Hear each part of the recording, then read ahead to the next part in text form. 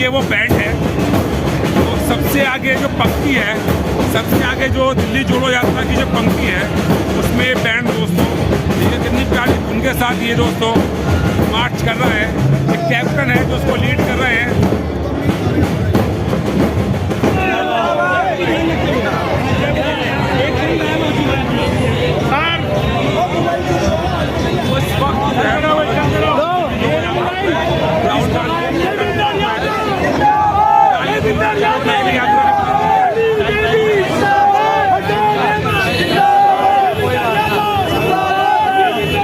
खान साहब है, ex MLA, ये मोखला से एक्स एमएलए हैं, क्या कहेंगे सर?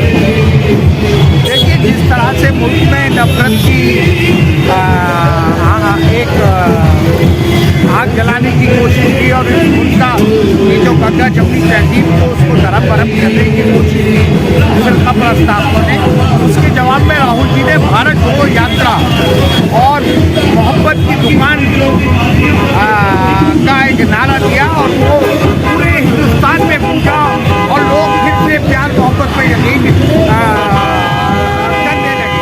क्या लगा इस तरह से अरविंद केजरीवाल ने जिस तरह से दिल्ली की जनता को ठगा, सड़कें, सीवर, बिजली, पानी सभी मामलों में दिल्ली की जनता के साथ अन्याय किया उसने और दिल्ली का निज़ाम धर्म भरम कर दिया। इसलिए दिल्ली की जो प्रदेश कांग्रेस कमेटी के अध्यक्ष देवेंद्र यादव जी ने इस न्याय यात्रा को चलाया कि जिससे दिल्ली की जनता को न्याय दिला सके और हमें यकीन है कि आने वाले इलेक्शन में कांग्रेस गवर्नमेंट बनाएगी। अगर किसी वजह से नहीं भी बनाती है तो कांग्रेस के बगैर गवर्नमेंट कोई नहीं बना पाएगा।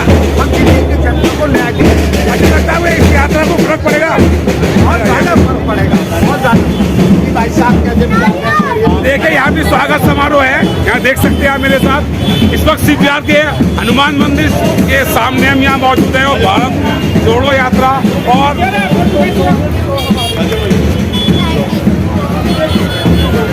ये देखिए इनका एमएलए साहब का भरपूर स्वागत किया गया और पीछे जो है वो टीम अभी आ रही है। साथ में अली मेहंदी है, सचदेवा जी हैं और बात करें सर, क्या लगता है ये यात्रा से क्या फर्क पड़ेगा?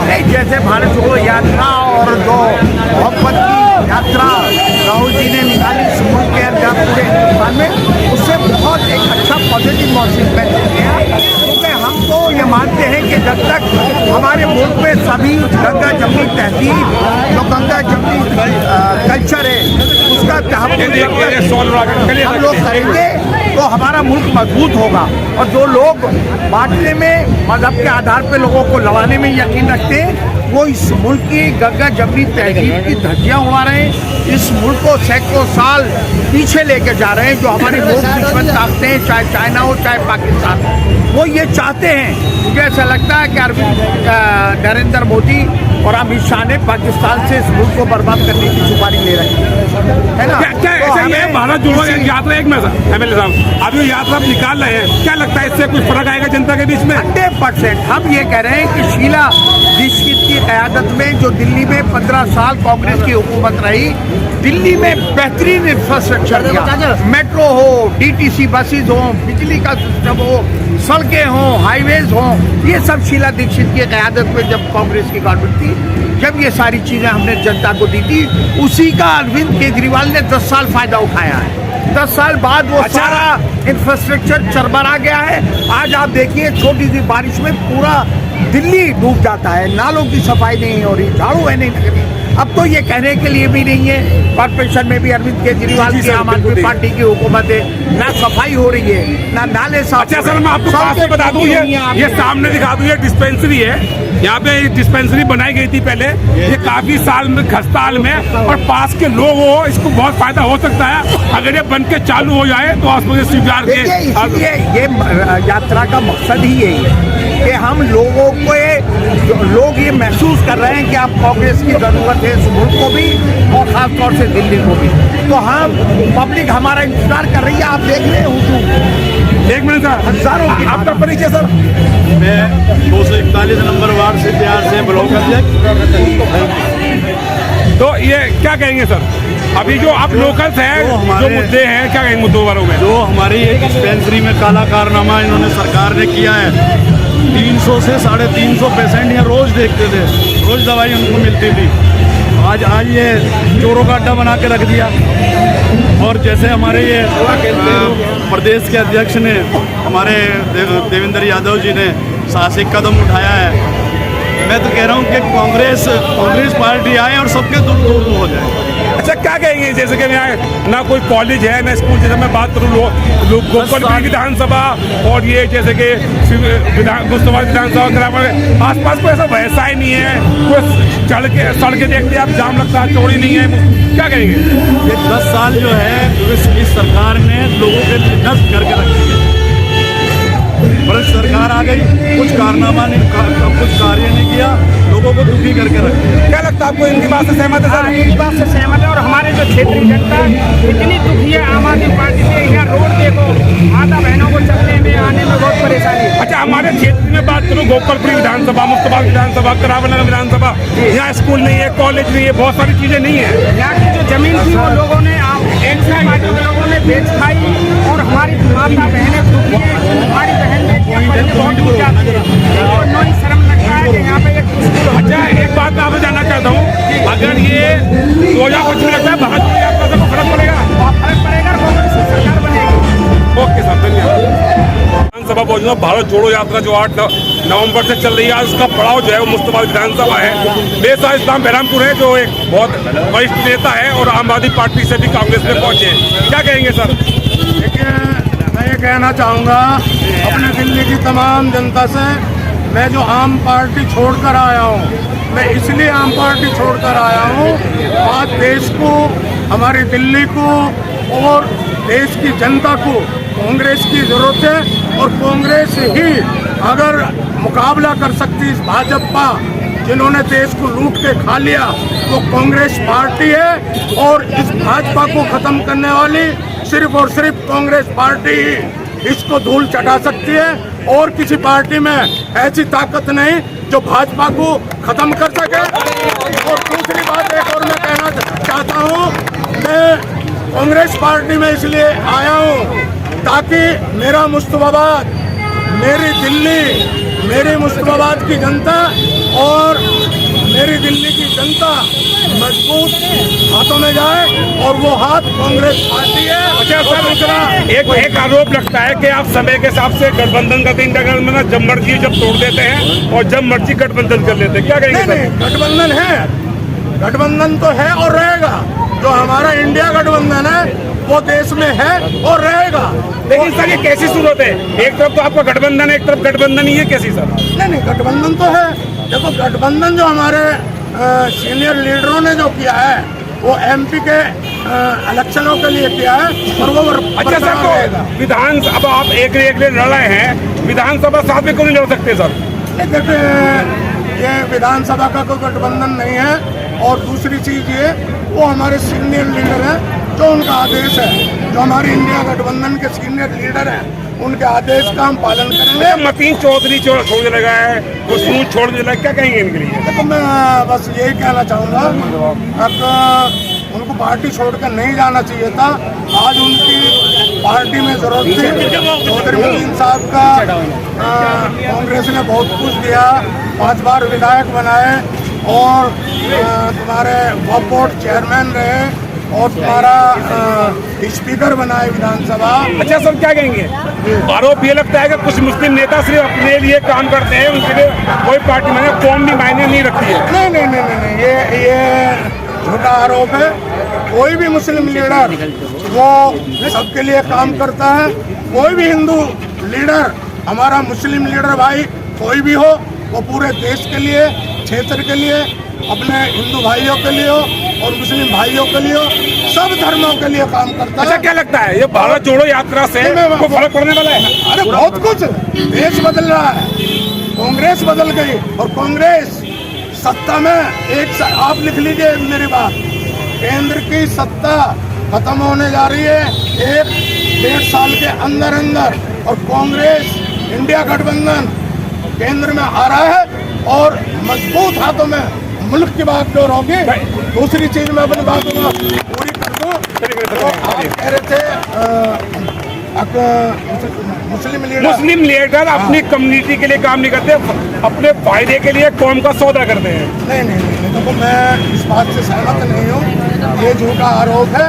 कहाँ मसला काम का, कोई भी लीडर हो, वो हिंदू हो मुसलमान हो, सब मुल्क के लिए काम करते हैं। हाँ, चंद लोग हैं जो माहौल खराब करना चाहते हैं और गंगा जमनी तहजीब जो हमारे मुल्क की है, जो हमारा भाईचारा है, हिंदू मुस्लिम भाईचारा है, उसको हम खत्म नहीं होने देंगे।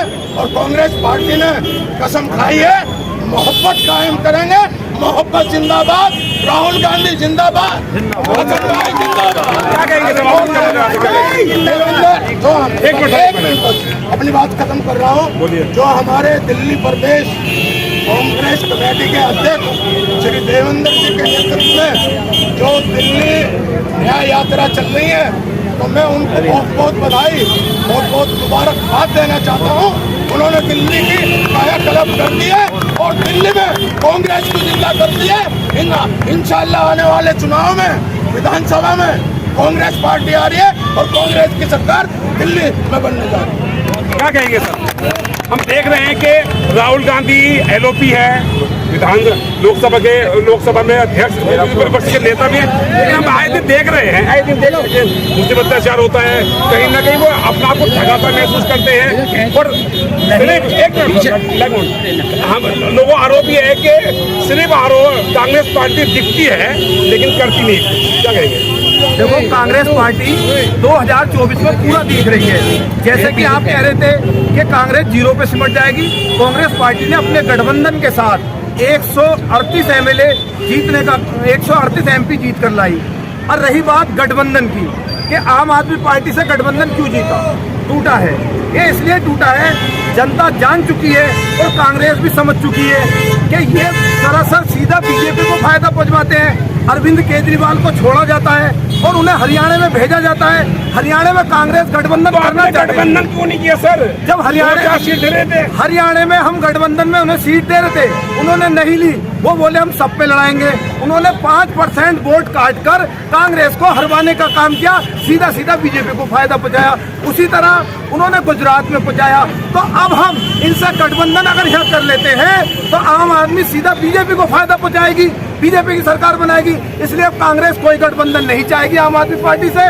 देश के अंदर इंडिया गठबंधन चल रहा है, आज भी चल रहा है, लेकिन जो भी पार्टी पूरे मुल्क के अंदर भारतीय जनता पार्टी को समर्थन देगी या फायदा पहुंचाएगी, इंडिया गठबंधन उसको कभी साथ नहीं रखेगा। राहुल जी पूरे देश के अंदर यात्रा के माध्यम से एक मोहब्बत की दुकान खोलने के लिए चले, लेकिन वो मोहब्बत की दुकान दिखता नहीं सर। मोहब्बत बहराइच में दंगे हुए और भी है, लेकिन आपने कोई भी मुद्दा ऐसा क्यों नहीं उठाया मुसलमानों के लिए?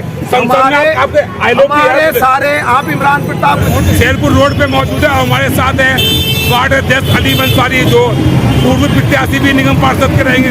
क्या कहेंगे भारत जोड़ो यात्रा के बारे में सर? ये बहुत हमारे अतिथि देवेंद्र यादव जी ने स्टेप लिया है, इससे भाईचारा बढ़ रहा है, लोग बोल रहे हैं और पूरे दिल्ली में एक अलग माहौल है।